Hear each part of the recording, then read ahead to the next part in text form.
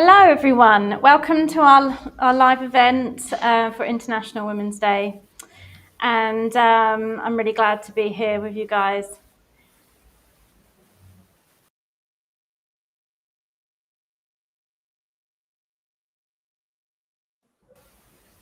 So today I've got two special guests with me. I'm going to get them to introduce themselves because I'm sure they'll do that much better. So Katie, do you want to start? Oh, Katie, sorry, you were on mute. I've just unmuted you. Thank you. I sent you a message and said, I think you've got me muted. Oh. I saw something flash up, but I didn't pay attention. It's okay. I'm from England originally and living in Cairo, Egypt at the moment. And I'm a sacred dance therapist and dance artist. And I specialize in Kundalini, activation, integration. Also, I work a lot with people with past life, quantum life healing, with sexual abuse and trauma, ancestral healing, so from the epigenetic side. So it kind of goes in many directions depending on what the person or the group needs at that time. And for me, I'm especially interested in, I guess, the older sacred dance traditions, and especially now living in Egypt, as I said, it's kind of researching about the temples and the priestess hoods and the dream temples, and I'm working with the Blue Lotus and kind of doing research through dance with this, and kind of developing, many things are developing, I guess you could say. Had to explain everything in a nutshell. Yeah, that's really So, but yeah, basically, I perform dance, various kinds of dance, teach various kinds of dance, and then the dance therapy side as well. And specializing in the more cultural, sacred dance side of things. Wow, that's cool. Thank you. Yeah, it's so cool to have you here today. Thank you for asking me. And Kelsey, do you want to introduce yourself? Absolutely. My name is Kelsey Walker. I am the author of the book Face Everything and Rise, a memoir on our 18-week abortion with our daughter, Hope. At 17 weeks, we found out she had osteogenesis imperfecta type 2, which is the fatal version of brittle bone disease. So all of the bones in her body were broken, and her ribs were breaking in on her heart and her lungs. So my husband and I made the difficult decision to terminate the pregnancy. And the book is about that journey, as well as how the laws are made in the United States right now that are wrapped around these clinics that cause trauma and caused harm, while I was having the procedure that precipitated post-traumatic stress disorder. And from that, um, I uh, I published the book. I found out that the state of Texas here in the United States was passing something called a heartbeat bill, and it would have caused harm and would have been a potential death sentence for a woman like me at 18 weeks, to not have that option.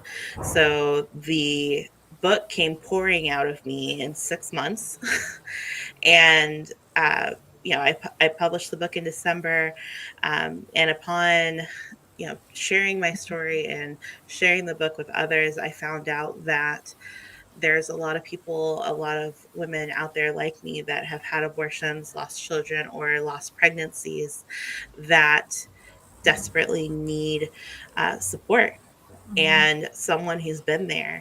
And from the Green Desk was born. It is a up and coming nonprofit that I am the founder of, and I provide coaching as well as group therapy to people who have gone through abortions or have lost children or pregnancies. And in addition to that, to really immerse people in healing, we have a blog as well as a podcast coming in March. And finally, in April, we will have narrative meditation to really help people walk through their stories and unlock that trauma through the written word. Wow, amazing. Yeah, and such a difficult story behind such amazing work. Thank you so much for coming and being part of our show today. Yeah, thanks for inviting me. I'm also joined with Mary and Nana, who are part of the team here at Creative Mental Health. And yeah, so we're here to talk about the types of problems that women face in celebration of women at the same time, and what kind of things help. What you do in both of your work that helps women. There's a message here. Is there text to live speech? I'm not sure, Liz, if we've got text to live speech when it's live, but if you re-watch the video afterwards, the Facebook always put the text to live speech on. Just to say, if anyone else has any comments, just pop them in the chat, because we really want to make this interactive, and anything that you guys want to ask as we go along, do so. Yeah, so gosh, where to begin, really, because there's so much to talk about, isn't there? I was actually watching it was interesting hearing what you were saying there about the laws and the rules in some parts of America, because I was watching the news in the UK this morning, and during the pandemic there were some real changes in the way that people were, and so women were able to access abortion early. I think it was sort of 10 weeks that they're doing it now by post. And they were talking. It was quite a well balanced, TV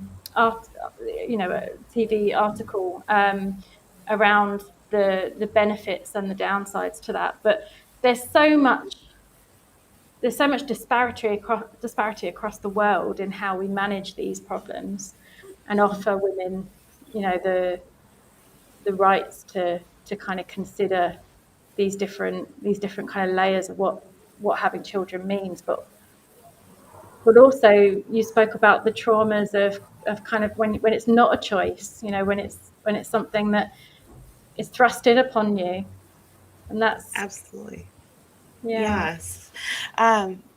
So what caused the trauma and what caused the most harm was with the laws surrounding abortion in the state of Kansas, which is where I had my procedure done, I had to be asked 6 times if I wanted to have the procedure done. Ultimately, at the bottom of my heart, did I want that to happen? Of course not. But the fact is that it was threatening my life, and my daughter was, there's all sorts of debates on whether or not she was suffering, but with that many broken bones, it's hard to imagine that she wasn't. And she had 0 chance of survival with the type of OI that she had. So, what we did was to save my life. And in addition, my husband was not allowed in the room with me for the final stage of the procedure. So I was lucky to have compassionate caregivers that, there was a nurse that locked eyes with me and held my hand the whole time. There was, they gave me a card with her footprints on it and a blanket as well, with that they held her in. But it doesn't replace having that loved one there holding your hand. And that, the laws are wrapped up in that. They also aren't allowed to fully put you out for the procedure at that point either. They give you something called midazolam, which helps you make you sleepy and helps you forget. But I remember everything about the condition her body was in, the pulling and things like that. And I outline it in the book what it's really like, because if you try to look up what it's really like, there's a lot of propaganda surrounding it. And the more that we share real stories about what happens and the trauma that happens surrounding these, because of these laws and surrounding these experiences, the more we can talk about it honestly. Yeah, yeah. And so you spoke about narrative therapy. tell me a bit more about how that helped you. Yeah, absolutely. So, really, what was good about narrative therapy, and I basically performed my own narrative therapy on myself during that 6 months, but I basically took, you know, if sorry, a little bit of stirring. Okay. Um, Words are hard. Take your time. So, with the post traumatic stress disorder that I developed from the procedure, I have frequent flashbacks. They're a little bit more managed now with medication, but they are overtaking flashbacks. And whenever I would have a flashback, I would write it down. I would let myself get really immersed in that stimuli and what happened. And every time I did that, accompanied with EMDR therapy that I was going through, those, I want to say that the flashbacks, it's like someone turned the volume down on what was going on because I was able to release it out into the world and associate it differently. It's like it wasn't so loud anymore, and they become less painful with this narrative therapy and with time. Yeah, yeah. Thank you for sharing that. I know it's Yeah, a really hard thing to have gone through. yeah, And for anyone watching, so what we mean by narrative therapy is going through the story of what happened. So in a way, it's a form of exposure that you talk about. You go through the story of what's happened, um, and but also it's about processing that memory. So yeah, yeah. it can be a really powerful tool. And as a writer, then that just feels like a natural way of working through it. Yeah, and it was the first time, between writing the book as well as the EMDR, and then that October of 2021, I went to the Women's March in Kansas City, and I carried a sign that talked about me and my daughter Hope's situation, and I went by myself because my son had football practice or a football game, so my husband couldn't go with me for this. So I went by myself. I had some pepper spray on me just in case there was a weirdo. But I went and I took the sign for Hope and myself, and the amount of women and the amount of people that, you know, pandemic be danged, physically embraced me and, just had me share my story and loved on me. Um, you know, it really healed me to be embraced by these women who were there, who could have been like, you're not our target audience, or we don't want to hear for that from you. Instead, I was embraced and loved on by total strangers, and it truly healed me. And now you're doing the same to others, which Yes. is incredible. Um, Thank you. and sort of following up on the, I mean, your story is. I could probably talk to you further about that, but it's such a raw thing, and such a thing to go through that I'm going to kind of bring the conversation over a little bit to the narrative side of things. And when we were Hmm. talking about that, it reminded me, Katie, of some of the workshops I've done with you where there's been a dance narrative. And I was just wondering, do you incorporate those same sorts of narrative ideas in your healing work? Yeah, I think with movement, and I've found this for myself personally because you can go beyond words or beyond writing. So it's almost like you can get past the control part of your brain or the parts of your body that you're controlling. And when you make it pure movement and in a way that you're allowing your body to move you to express a story or express an emotion, and you can go even deeper because then you don't even really have to know what the story is, and you don't have to explain yourself to anybody about why I'm moving in this way or why I'm shaking or crying or laughing or You're just doing it, and everyone else in the space is in their own way of expression as well. And I really encourage people to let themselves go into these uncontrolled, wild parts of themselves that they can't do in everyday life, because it's in that wildness or what feels like madness, that's when you really get these breakthrough moments, and obviously in a safely held space, so that you've got that container to do it in, and come back to an integration and a grounded space to leave with. And for my own journey, and I think, Sarah, you don't know about this either.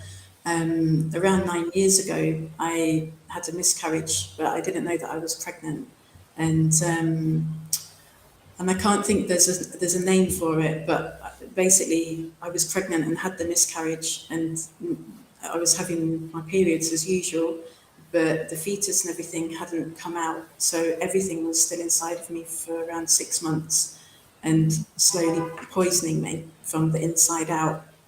So Yeah. when I found out about it, and I was living in India at the time, and it was my husband, he actually said, "I think you're pregnant because your skin smells different." And I thought, the only time my skin has smelled different is when I had septicemia a few years earlier.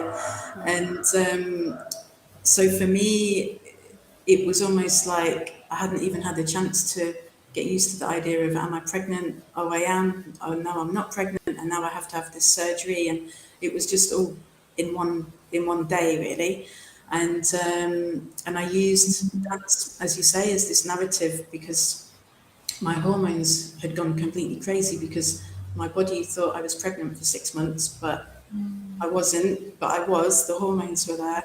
And so I just locked myself away for 3 days and kind of found my way through it with movement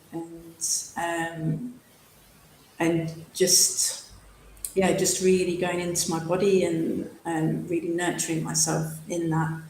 So it's, hearing you speak, Kelsey, as well, it's like that feeling of like, okay. Like, Yeah. Yeah. and And that's such a beautiful story. oh, thank you. And I think as well, there's something that's not talked about very much, and that holds a big stigma, is that women who have had children and then choose to have abortions, and maybe in between children as well. And this also happened to me, because my daughter was waiting to have open heart surgery, and could get a call at any time that she needed to have this huge operation. I'd got two children.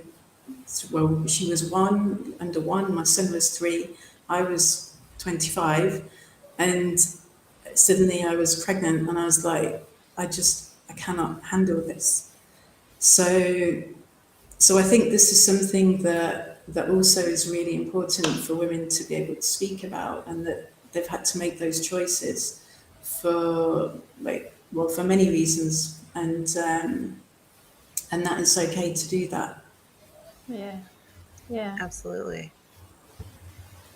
Yeah. Well, it's something that actually is probably almost touched. There's a story there with almost every woman around her fertility, around these types of issues coming up for a woman, and yet we don't talk about it. We don't let it be heard, and with what we know about telling our story and how healing that can be, and expressing it creatively in writing and dance, in art, but yet we in our society, and this is across the world, not just in one culture, we actually don't allow ourselves to talk about these things. I call it the silent scream, Yeah. because it's literally your soul is screaming out for help and community, and we as a globe have decided to not talk about that. And um, that's why I found the nonprofit, is that we do talk about it, and we talk about it in a community way. Mm, mm, yeah. what do you find? This is a question for both of you, really. What do you find to be the most the technique that kind of resonates with people the most? Is there one? Is it several? Does it vary? Let me put that out to you. That's a big question. You want to go first, Katie, or do you? It is a big question. Yeah, I think there's not one technique, and you know Sarah from kind of coming to sessions with me. It's very connected to the person and very intuitive. So I haven't got a step-by-step plan of, oh, okay, I do this for this and I do that for that. It's completely, I'm following the energy of the group or of the person. So, but I do find that themes come up, I guess you could say, like themes and archetypes, and the feeling, the feeling that I get from the group and the characters of the group, but also ultimately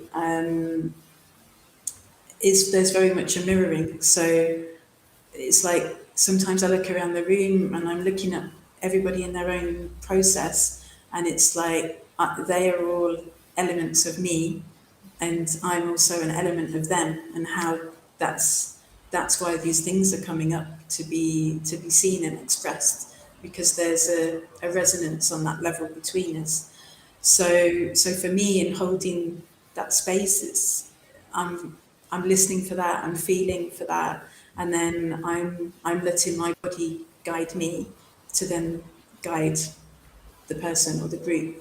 But I think as something overall, it's really about flow and allowing stagnant energy or stuck energy to be released, and electricity or a flow of energy to be able to move freely in whatever part of the body or the whole body, and through that the person can find themselves again more deeply, and also choose. And I'm very much about freedom of choice on every level and every subject, and especially about people being free to choose who they are and what they're doing with their body, and that can also change in moment to moment. Of they don't have to be stuck in a box of, okay, this is me and I can never change. You can change in every instant. So I don't know if that answers your question. Yeah, thank you. But just to add to that, on another positive note, is through this and through this movement of energy or movement of circulation or whatever you want to think of it as, there are 5 babies in the world from coming to sessions with me. So and this has been from women who have found it very difficult to conceive, and they maybe haven't come with the intention of getting pregnant.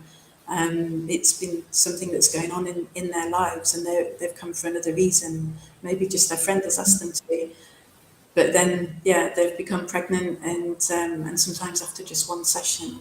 So for me, it's like a sparkling alchemy that is possible for people, and so. Yeah.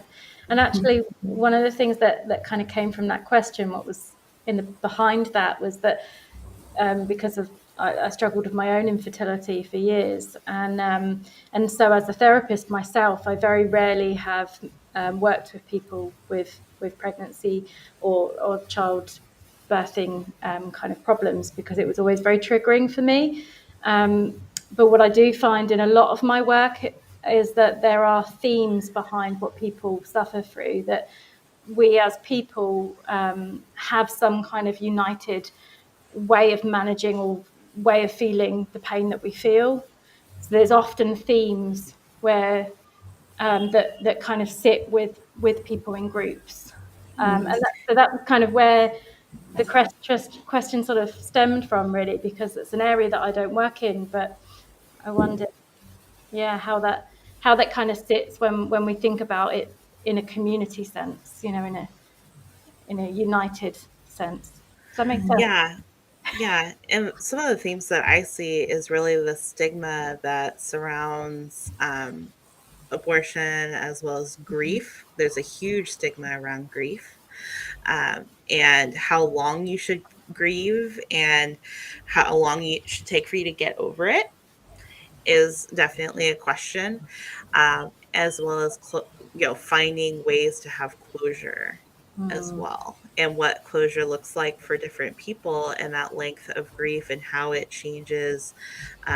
Grief isn't necessarily a linear path.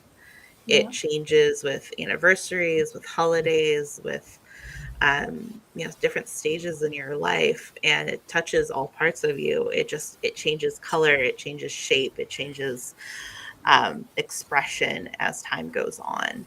And those are some of the themes, as well as I've actually had some partners reach out to me that said, what do I say to her while she's grieving, mm, or to the person who is grieving? What do I say to them, because they're in this hard dark hole?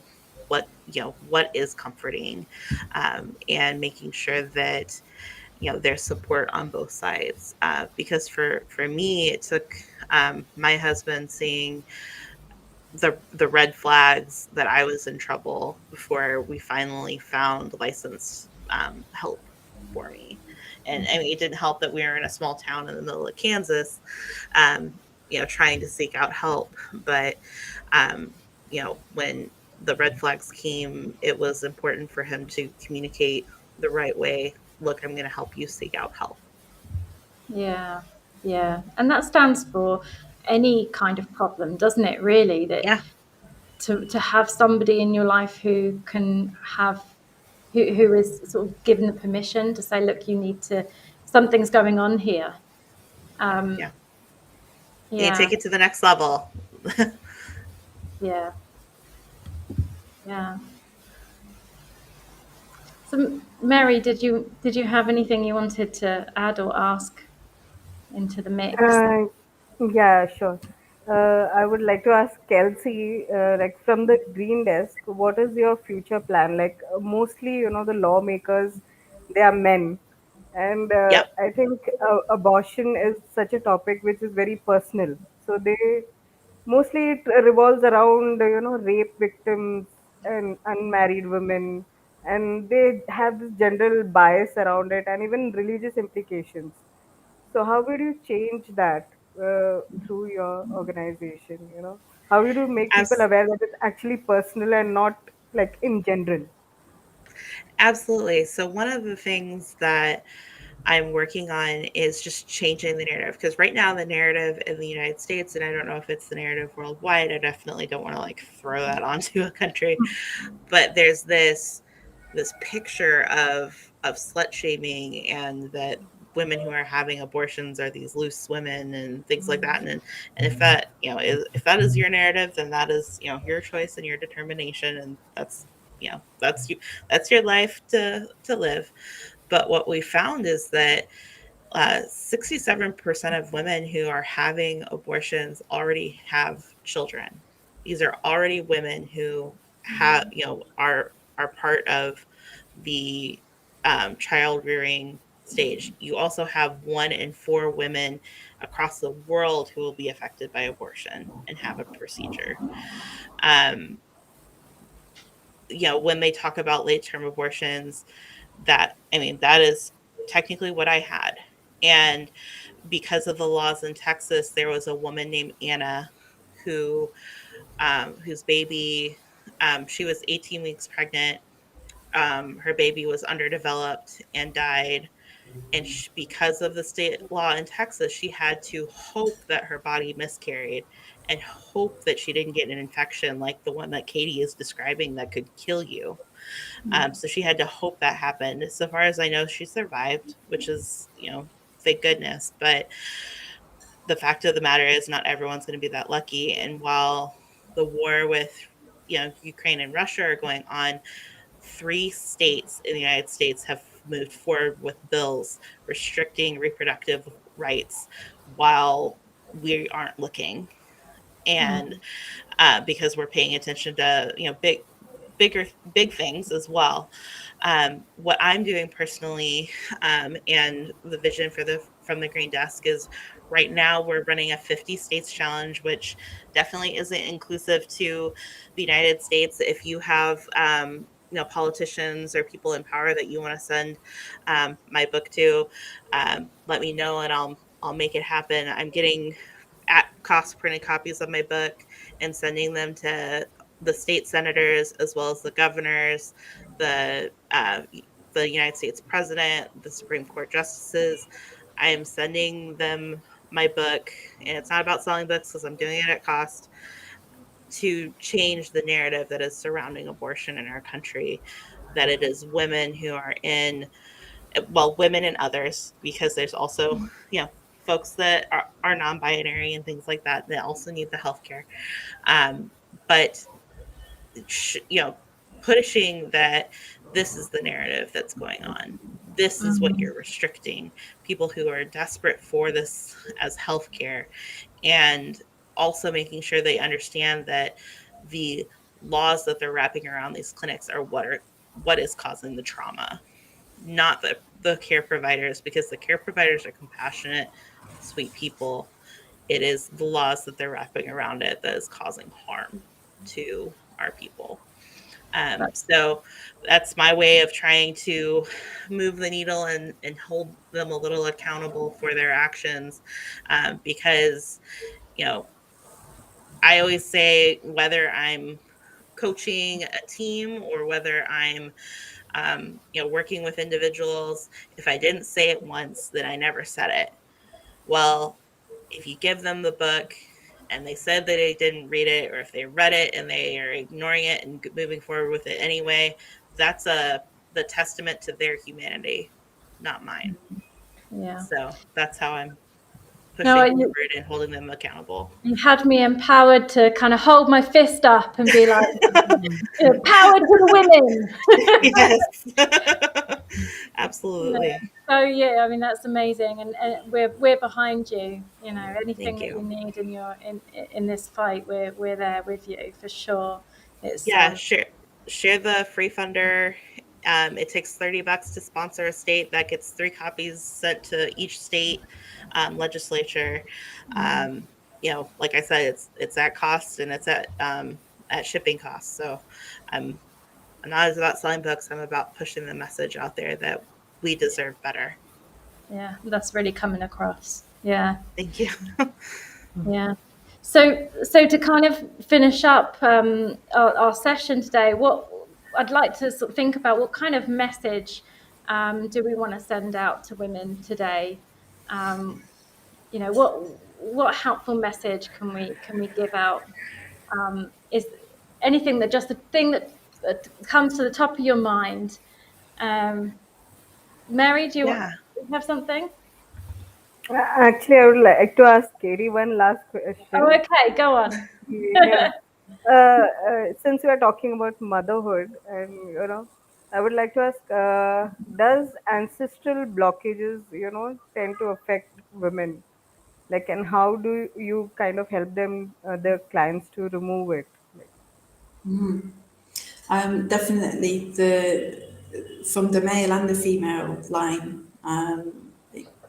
There's so many things that can affect. So whether this is because of strongly held beliefs about how you should behave, or yeah, about, say, from religion, from society, and this is passed down, and it can be passed down through hearing older generations speaking about it. But it's almost something, it's like it's in your blood, if there's been these such strongly held beliefs. And in the same way, the emotions of a woman when she's pregnant, and how this has been passed on to the child. And somebody really interesting to look at is Bruce Lipton, who he's really pioneered the epigenetics science and research. And it can go in so many directions. It's not necessarily about the genetics, and so my great grandma had breast cancer, say, and it means that I could get it or my daughter could get it, because a lot of it is about the environment of your thoughts, and your belief systems around that. So in this power of manifestation that we have, we can change this. So I work with it through movement. So this can be identifying the places in your body where those beliefs are held, because it's not just that, oh, our mind is here in what we think is our brain. It can be anywhere. So where are we holding that fear of having the same illness, or where are we holding that belief system? And finding that and working with it in a way to support your body to unravel it. So it's like I always say it's like spaghetti. You're kind of unfolding and unraveling, and this might take time because there's always layers, and then there's what you have also added to it. But 99% of the time, the things that we're holding, it's not our stuff. It's coming from everywhere else. So so it's working in this way, and also through questioning, like questioning the self, and this could be by me questioning that person or giving questions to the group to journal on, or encouraging them to keep questioning, and also communicating with their body, so that again they're not thinking of this is my mind and this is my body.